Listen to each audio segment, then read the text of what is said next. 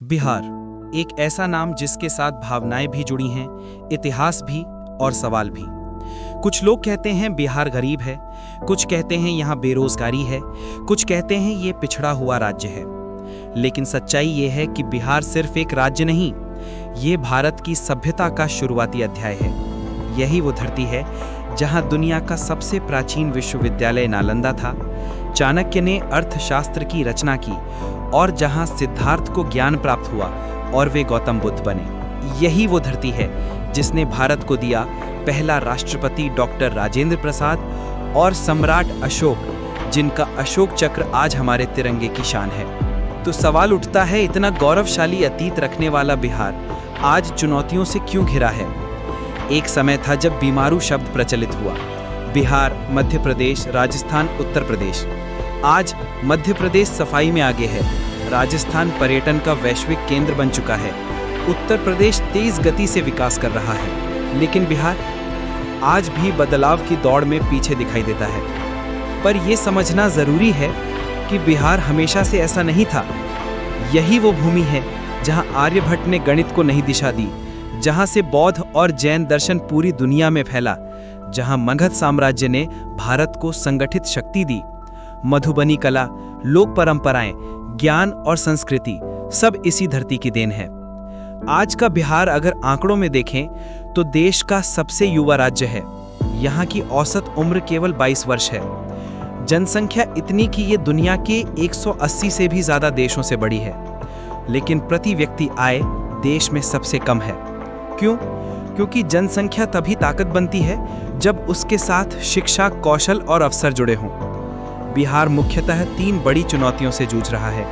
पहली चुनौती अवसरों की कमी। युवाओं को लगता है कि पढ़ाई यहाँ करो लेकिन भविष्य कहीं और बनाओ। इसीलिए रोजगार की खोज में बड़ी संख्या में लोग अन्य राज्यों का रुख करते हैं। दूसरी चुनौती प्राकृतिक आपदाएं। नदियाँ जीवन भी देती हैं और हर वर्ष बाढ़ के रूप में विनाश भी। उपजाऊ मिट्टी वरदान है, लेकिन बाढ़ हर वर्ष विकास की रफ्तार को पीछे धकेल देती है। तीसरी चुनौती व्यवस्था और संसाधन। शिक्षा, स्वास्थ्य और उद्योग जैसे आधार अभी भी सुधार की राह देख रहे हैं। जहां स्कूलों में बुनियादी सुविधाएं ना हो, जहां अस्पतालों में पर्याप्त संसाधन ना हो, वहां प्रतिभा पलायन करने लगती है।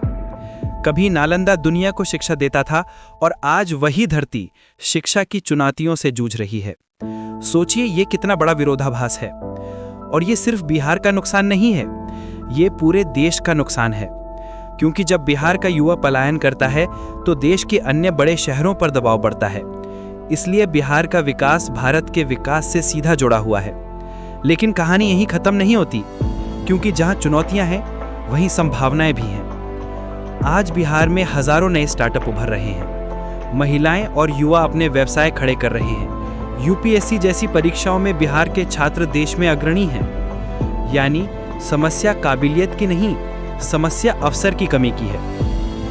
अब बात करें सबसे बड़े अवसर की, पर्यटन। बिहार के पास वो सब है जो दुनिया आकर्षण के रूप में देखती है। बोधगया, जहां बुद्धत्व मिला, नालंदा, ज्ञान की प्राचीन राजधानी, वैशाली, लोकतंत्र की पहली धरती, Valmiki tiger reserve, Ganga dolphin अभयारण्य। अगर इन्हें सही ढंग से विकसित और प्रचारित किया जाए तो बिहार भी वैश्विक पर्यटन के मानचित्र पर चमक सकता है। और अब बात समाधान की। बिहार को जरूरत है बेहतर शिक्षा व्यवस्था, आधुनिक स्वास्थ्य सुविधाएं, बाढ़ रोधी आधारभूत ढांचा, स्थानीय स्तर पर रोजगार, उद्योगों को बढ़ावा और सबसे महत्वपूर्ण, युवाओं को सही अवसर। ये बदलाव असंभव नहीं, ये बुनियादी कदम है जो किसी भी राज्य को बदल सकते हैं। बिहार का युवा सपने देखता है, मेहनत करना जानता है, बस उसे सही मौका चाहिए। यही युवा नौकरी मांगने वाला नहीं, बल्कि नौकरी देने वाला बन सकता है। बिहार ने भारत को दिया सम्राट अशोक, महान चाणक्य, नालंदा जैसा ज्ञान केंद्र। तो क्या बिहार कमजोर है? नहीं, बिहार कमजोर नहीं। बिहार को कम अवसर मिले हैं, कम निवेश मिला है, कम विश्वास मिला है। अगर बिहार आगे बढ़ा तो भारत और तेजी से आगे बढ़ेगा। ये वीडियो बिहार की आलोचना नहीं, बिहार की क्षमता को याद दिलाने की आवाज है। क्योंकि बदलाव तब शुरू होता है जब हम समस्याओं से आगे बढ़कर समाधान पर बात शुरू करते हैं। अगर इस वीडियो ने आपको सोचने पर मजबूर किया हो तो इसे जरूर साझा करें। और हाँ, चैनल को सब्सक्राइब करना ना भूलें। ये आपके लिए निःशुल्क है, लेकिन इस मुहिम के लिए अनमोल है, जिसके लिए आपका बहुत बहुत धन्यवाद।